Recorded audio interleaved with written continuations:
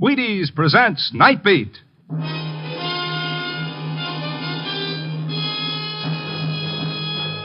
On stage tonight, transcribed from Hollywood, Night Beat, another in the Wheaties' big parade of exciting half-hour presentations.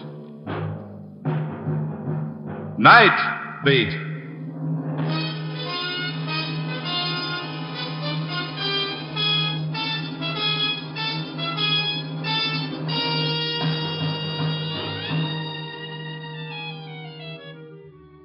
Hi, this is Randy Stone. I cover the Night Beat for the Chicago Star. Stories start in many different ways. This one began when I bumped into a wonderful legend out of the past and watched that legend die before my eyes. Night Beat, starring Frank Lovejoy as Randy Stone.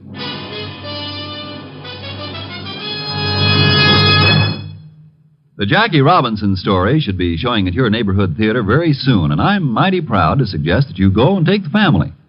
Because besides being the famous Brooklyn Dodgers second baseman, Jackie is famous to me as a real, true Wheaties champion.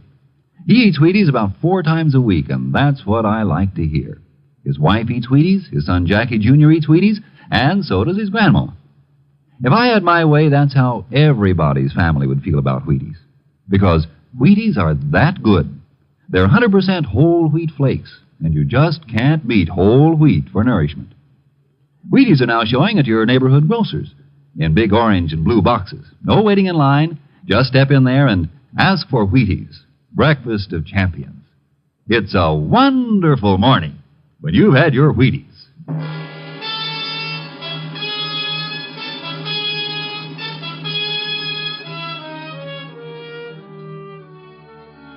You know, I guess the one thing that makes a newspaper guy like me different from any other working stiff is that while a bookkeeper works with numbers, the carpenter deals in wood, and the miner sweats over coal, a newspaper man, well, all he works with is people. What makes them laugh and dance in the street, what makes them cry in the night. But just the same, like most kinds of work, this has its occupational hazards, too. Being a newspaper man doesn't give you painter's colic or housemaid's knee, but sometimes it can sure do some lousy things to your heart. It was my night off. I had a date with a little blonde at the information desk. You know, the girl who tells you where to go after you tell her what you're looking for. I finally talked her into going dancing. I was supposed to pick her up at 9 o'clock. Only here it was 8:30, and I was still trying to find a flower shop to buy her a corsage. I'd walked to the edge of Skid Row when I finally spotted this place, a little florist shop in the center of a shabby office building. Looking through the window, I saw a gray-haired old lady pinning a boutonniere on the lapel of a chunky fellow in a shiny blue serge. As I came through the front door, the fellow spun around like he was expecting the worst. Will you hold still so I can get this flower in place? I'm sorry, Mrs. Dunlap. I'm expecting somebody. I thought maybe this fellow might be the one. All right. Now, you just stay quiet. I'll be with you in a moment, sir. All right, there's no hurry at all. There now. Isn't that beautiful? My husband set it aside especially for you. Tell your husband thanks. I don't know, no matter how punk I feel, if I get a fresh flower in my lapel, it picks me up better than a shot of raw gin. How much do I owe you? 50 cents. Here you are. I'll pick it up. You seem upset tonight. This person you're going to meet must be quite important. Yeah, he sure is. He's the man who's going to put me out of my misery. What? Sure. Tell your husband next time I need a flower, he better make it a nice white lily. Goodbye.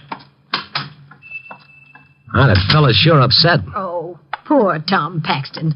I've seen him like this before. He's just had a wee bit too much to drink, I'm afraid. Tom Paxton? No. Huh? The rose in his lapel used to be his trademark. Oh, do you know Tom? Well, if he's the same one, I was never that lucky. Best I could do was worship him from a distance. Worship Tom? Yeah, that sounds crazy, doesn't it? 10 years ago, when I was in college, Tom Paxton was the greatest football star we'd ever had. He was one of the greatest in the country. He was a legend. Oh, well, it can't be the same man. I don't know. Once you get over the shock, the resemblance is there, and that rose in the lapel. I don't know, lady, but I'm going to find out.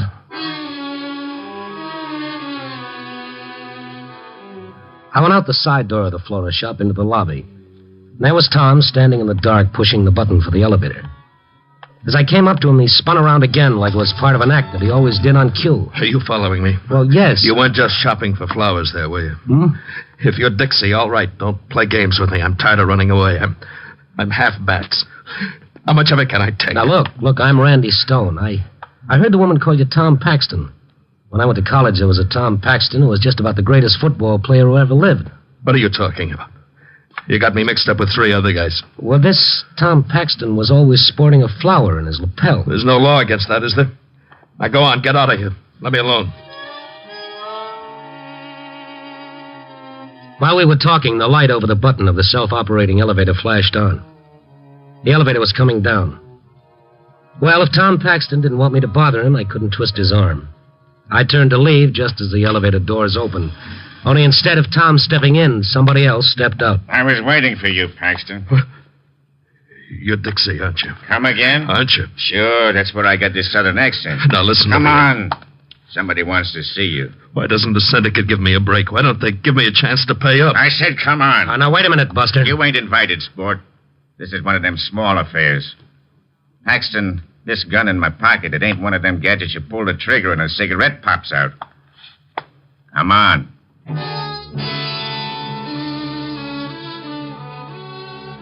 Tom and the mug went out to a small black sedan parked at the curb. As the car raced down the street, I ran across the lobby into Dunlop's flower shop and called the police. When the squad car arrived, I told the boys what little I knew. We found Tom's office on the 4th floor. It told me more about his life since he left college than a 600-page biography. A battered couch, a filing cabinet with nothing filed away except a half-empty bottle of gin, and a beaten-up desk that gave up a couple of old racing forms. And then on the wall behind the desk, I saw something that really grabbed my heart. A picture of the college football team, with Tom right in front with a pigskin in his arms, smiling defiantly like nothing bad could ever happen to him. I hung around after the police left. The picture made me feel low. I wondered how many beatings you had to take to go from All-American to Skid Row to maybe the county morgue. Then the office door opened, and Tom was standing in the doorway. Only he looked different. He didn't seem to be so frightened anymore. Well, I hear there were cops all over the place. What are you trying to do, get me some publicity? Did Dixie give you a stay of execution? No, that wasn't Dixie. Just one of Frank Burr's tough guys. Burr, the big-shot Politico? Yeah, that's right. Had a little assignment for yours truly. Oh, yeah? How many times do you have to vote for him? No, it's nothing like that. I'm going to conduct a little investigation. So you remembered the old halfback, huh? I thought you didn't know what I was talking about. Oh, well, I had a lot on my mind downstairs. Wasn't in any mood to chew the fat. Yeah, what are you doing these days? I work on a newspaper. Oh, is that so? Uh-huh. Well, me, like you see, I went into the investigating game. It's not much of an office, but if big shots like Burr come to me, I guess it's not so bad, huh? No, I guess not. Say, this fella Dixie I mentioned, I don't want you to get any funny ideas about him. I just gambled a little over my head, you know, like anybody does now and then. Well, I owe the Syndicate a few $1,000, so they think they can scare me by putting their hatchet men on my trail. Only if you remember Tom Paxton, no, he don't scare so easy. Right? That's right. Yep. Now, that reminds me, I better call the boys right now and tell them I'll settle up at the end of the week. You know, I don't want them losing any sleep on my account. Well, I'll be going, Tom. No, kid. Stick around. I'd like to talk to you, kid. About old times, huh? All right, okay, Tom. Hello, Jack. Hiya, kid. This is Tom Paxton. Say, look, baby, I got some good news for you. I'll be able to settle with you boys at the end of the week. Well, I know I have, but this time it's on the level. Well, now, wait a minute, Jack. Don't hang up on me. Well, now, give me a break, baby. 3 days? Oh, but I can't do the job in 3 days. No, wait, please, don't hang up. Okay. 3 days. Only tell Dixie to lay off. Yeah. Thanks, Jack. Thanks a lot. 3 days. How am I going to find him in 3 days? Tom, if there's anything I can do... What? Oh, yeah. Yeah, there's something you can do. You can clear out of here. So you found me out, huh? That make you feel good or something? Oh, now, look. Maybe if you'd taken the beatings I have, maybe if you'd been crossed up, stabbed in the back, slugged, cheated as many times as I have, you... Oh, what am I telling you for? Go on, get out of here. Sure thing. So long, Tom. No, wait a minute. Yeah? Look, you being a reporter, you could get into records I couldn't even touch, couldn't you? Well, I think so. Look, if I had a week, I could do it on my own, but I've got to find him in 3 days. Who do you have to find in 3 days? Look, Stone, I'm not going to kid with you anymore. I've got to make good on this job Berg gave me. I've got to get that fee. If I don't, this guy, Dixie, will... Who is this guy, Dixie? Well, that's what drives me nuts. Nobody knows, only the Syndicate. Well, why don't you go to the police? No. Cops are out of my line. If I could clean this job up in 3 days, Burr will pay me $5,000, and I'll be all right. It's like I've always said. All you need in life is one good break. And after that, you can roll on your own. Well, what about Burr? Well, for a big shot, he's sure plenty scared. Says the newspaper's trying to destroy him. Oh, so? So the only way they can do it is to find somebody named John Durand. I never heard of him. Nobody, but not to Burr. What does Durand look like? Well, Burr wouldn't know what he looks like today. He hasn't seen him for 25 years. I've only got one thing to go on. Now, what's that? John Durand is a blind man. A big shot like Burr afraid of a helpless blind man? Afraid? Burr's as frightened of that blind man, John Durand, as I am of my unknown pal, Dixie.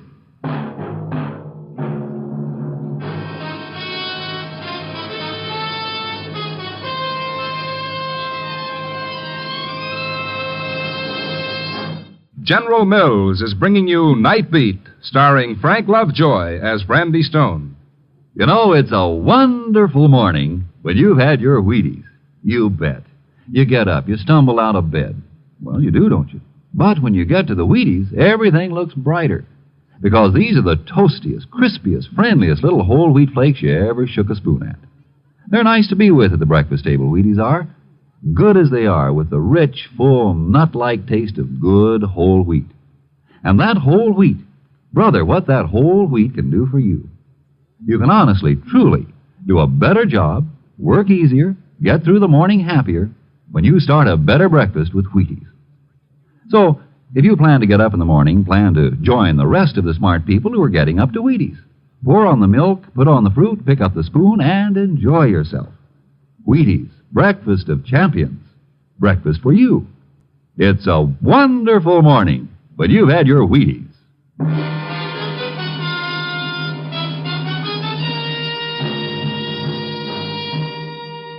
And now, back to Night Beat and Randy Stone. Tom and I started work the next morning, right after he picked up a fresh, sweet-smelling rose from Mr. and Mrs. Dunlap's florist shop in the lobby. It's funny, but for Tom, a flower in his lapel was like a shot of Benzedrine. After that, we split up. I went down to the paper to have a talk with the political editor. Yes, everyone interested in clean government was trying to wash that Burr right out of their hair. But so far, nothing definite had turned up against him. Only a funny blank space in Burr's biography, a blank space that happened 25 years ago. And I got that ever-loving jackpot feeling. 25 years ago, that's when John Durand, the blind man, entered the picture. Tom and I had to find that blind man, and we had 3 days. Randy, I'm calling from City Hall. I've checked all the city directories. No John Durand. Oh, that's great. I visited every agency that helps the blind. Nobody's ever heard of it. Well, what are we going to do, Randy? What else can we do? We keep looking. He's not on any credit report. His name's never appeared on any police blotter. Well, we're running out of time. Well, nothing to do but keep looking. I've been going through the records over at the county building. I can't find a trace. We've got only 1 day left, Randy. The syndicate gave me till midnight tomorrow. What are we going to do? What we've been doing right along. Keep looking. The third day, we started making the rounds of all the hoodlum hangouts, the bars, the pool halls, the mangy little side street flop houses. I took one section of the city, and Tom took the other. And late that night in one of those flop houses, I got the shock of my sweet life. No, nobody named John Durand ever stopped here. Well, I thought he might have stayed here under a phony name. He's a blind guy, and he has... I know all about him, mister. You what? What did this poor sucker do anyhow? Every hoodlum I know is looking for him. What are you talking about? Just what I said. Every guy in town who'll cut a throat to earn a buck is looking for John Durand.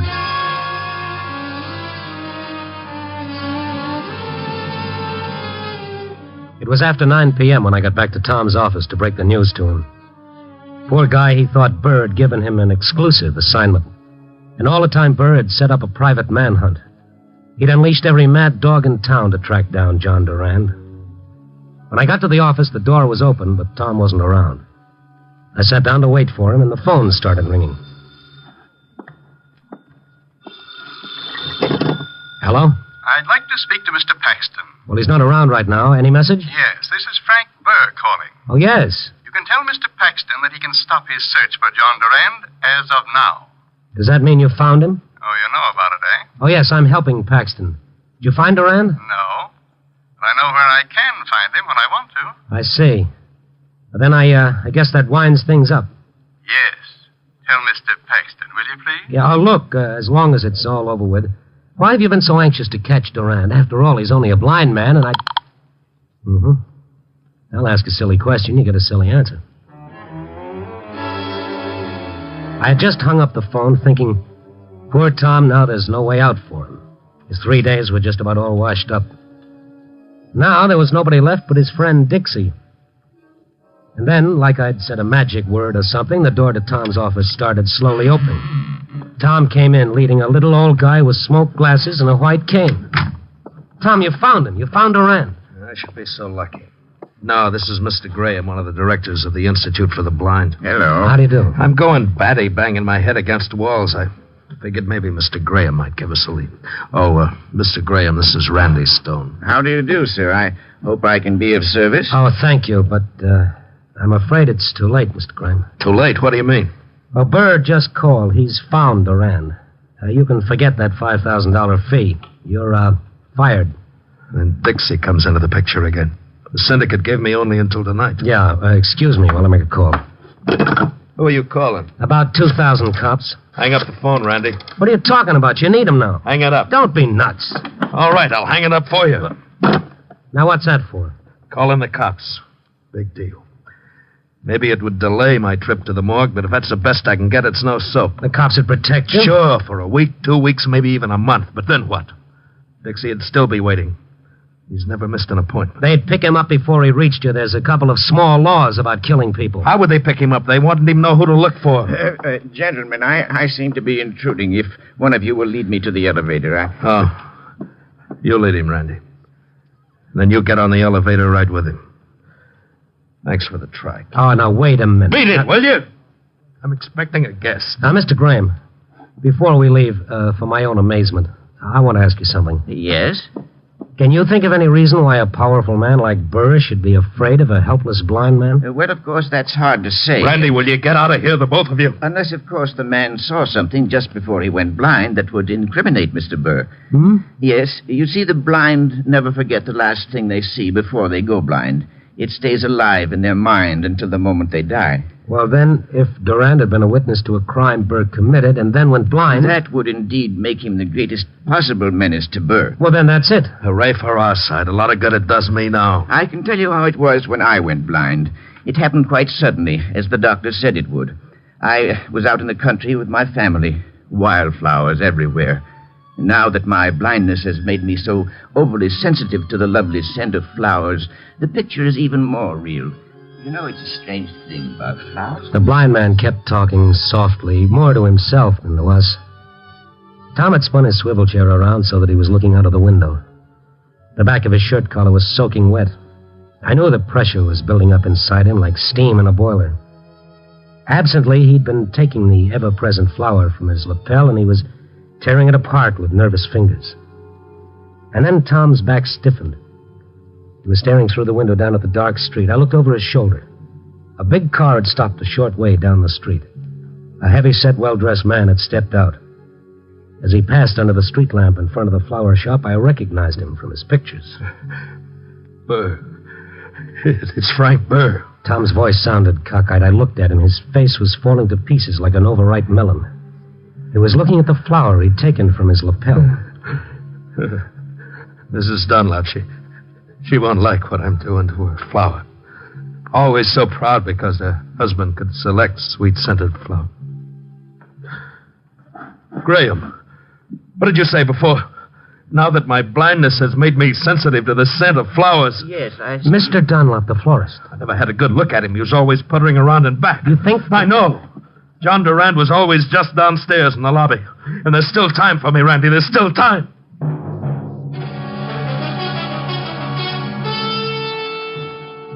As Tom raced for the door of his office, he pulled a gun out of his coat. I followed him. He went to the elevator, pressed the button a couple of times, and then decided to take the stairs instead. He looked back at me, chasing after him, and waved me back. He started down the stairs 2 at a time. I caught up with him at the second landing. I grabbed his shoulders. He tried to tear himself away. Let me go, Randy. Let me go. What do you mean there's still time? What are you going to do down there? Randy, I'm telling you to let me go. Answer me. What are you going to do? Sure, I'll answer you, overboy. What do you think Burr was going to pay me $5,000 for? Just to give him Durand's address so he could send him nasty letters? No, there was one other little item I didn't tell you about. I not only had to find Durand, I had to make sure nobody else found him. I had to kill him. Oh, Tom, you're kidding. A helpless blind man? Oh, Burr thinks I'm the man for the job. He told me I was the ideal choice. Tom, you're not that kind of a man. Who says so? You think this is still the old football team with a lot of nice rules so nobody gets hurt too bad? This is the jungle, Rover Boy. It's dog eat dog all the way down the line. Now let me go. No. I said let me go. He broke away and took off the stairs again. But Tom had put on a lot of fat since college days, and walking the night beat had kept me lean. I caught up with him just as we reached the lobby. Randy, I'm telling you to lay off of me. Now leave me alone. You're going to listen to reason. All you need is one good break. Well, this is mine, and I'm going to take it. Now let me go. You're crazy. I can't let you do it. You'll have to let me do it, Randy. You're just going to have to let me do it. Tom brought the gun barrel down on my head. My knees turned to ginger beer. I reached for the wall to keep from falling, but the wall fell right with me. I tried to cry out, but all I could manage was a wheeze. Helplessly, I watched Tom, with the gun still in his hand, go through the lobby entrance into the florist shop. Oh, Tom.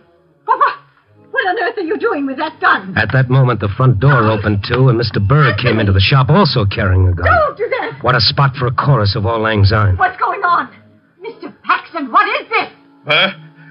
Is the job still mine? A smug little smile crossed Burr's face as he put his own gun away. Sure, why not, Paxton? A deal's a deal. He's in back working on his flowers. But it'll have to be her, too. Oh. Okay. No! Please! Tom! Tom raised his gun as old lady Durand started running for her husband.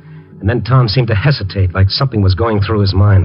Go on. What are you waiting for? Maybe Tom was thinking about his last 10 years on Skid Row when he'd never done one decent thing, and maybe he thought it was time to start. Go ahead and get it over with, Paxton. Suddenly, Tom swung the gun away from the cowering Durands and began shooting.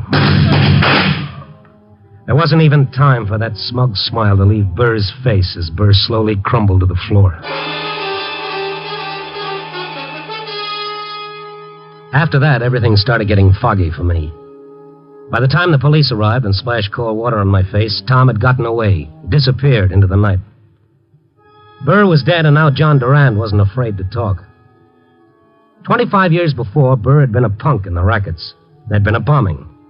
One man killed, John Durand blinded. And the picture Durand carried in his mind, the last thing he saw before the lights went out forever, was Burr throwing that bomb. After that, Durand was afraid Burr had tried to finish the job, so he changed his name and went into hiding. I told the cops about the gambling syndicate that had been hounding Tom, and they went after the boys. And all in all, it was quite an evening.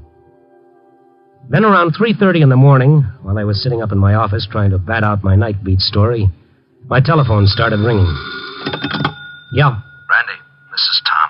Tom, hey, where are you? Never mind, I'm okay. I just wanted to let you know you were pretty good to me, kid. Listen, every cop in the city's looking for you. Well, they can look until Christmas. It won't do them any good. I've got a hideout that they couldn't find with radar. How come? It's like I've always said, all you need is one good break. I got mine right out of a clear blue sky. Mm-hmm. Yeah, real square. Met him at a bar. Didn't know where to turn. This guy buys me a drink. Says I look like I could stand a good meal and a place to sleep. He thinks I just blew into town and I'm down and out. Now he says I can stay here as long as I like. He's in the next room, so I gotta make this call short. Tom, I tell you, you're crazy for hiding out. The police will give you a break. Now, says who? I'm telling you they will. And even if they did, what about the syndicate? What about Dixie? There isn't any more syndicate. Most of those hoodlums are already sitting in jail. What? Dixie, too? No, but they'll have him soon enough. Now they've got a description of him. They know who to look for. Look, I gotta hang up. This guy's liable to pop in any second, but just for the records, what does Dixie look like? He's an ordinary fella. He wears glasses, even. He's got gray hair. Looks more like an insurance man than a hoodlum. Dixie looks like that. The only two distinguishing marks, according to the police, is that thumb is missing from his left hand. Randy, has he got a white scar under his eye? How did you know that? Look, Randy, the guy that took me to this hideout, the guy that gave me the break, he's Dixie. What? Where are you? Quick, tell me. Oh, he's coming, Randy. Tom. No. Tom. Operator. Yeah. Like Tom always said, all you need is one good break.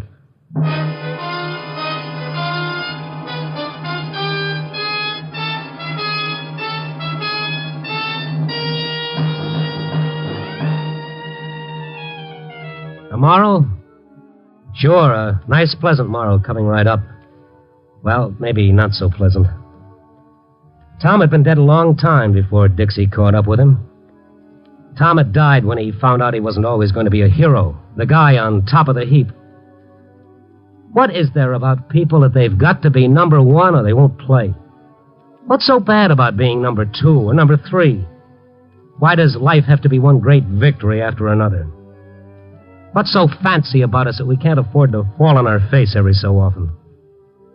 The fellow who said, "God, give me the strength to fail," really had something. And besides, not making the top of the heap has its compensations, too. It's a lot less lonely down here among us also, Rand. Copy, boy.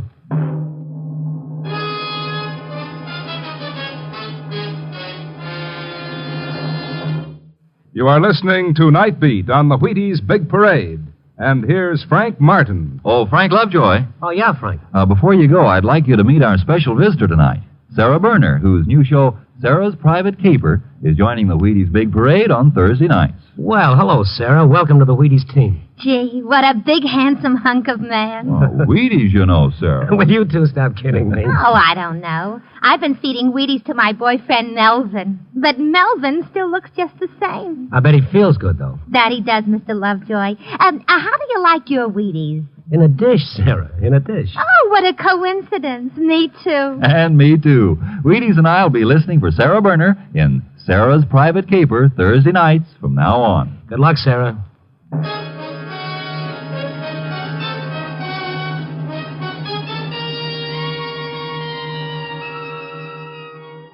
Night Beat, starring Frank Lovejoy, is produced and directed by Warren Lewis. Written and edited by Larry Marcus.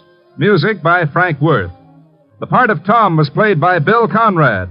Others in tonight's cast were Jeanette Nolan, Ted Von Eltz, and Norman Field.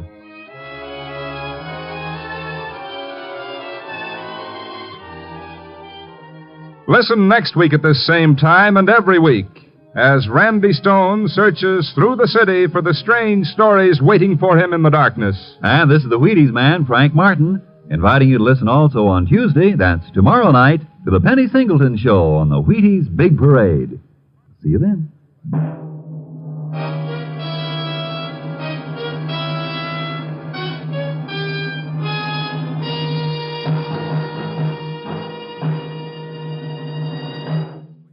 Night Beat came to you transcribed from Hollywood.